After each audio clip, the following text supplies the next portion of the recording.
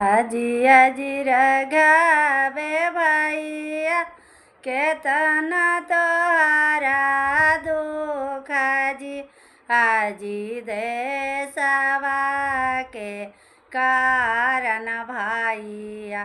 साज भोगे पारालो जी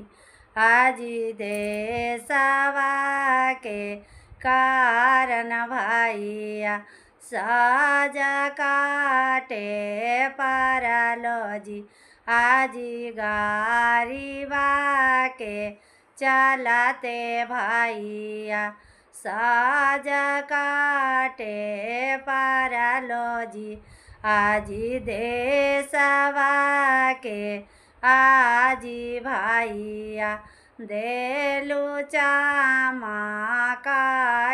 जी आजी देशवा के आजी राघव भैया देलू चमकाई जी आजी दुखिया के दुख दोरा कारी तो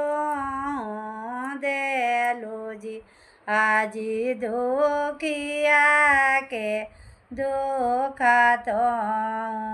दूर कारी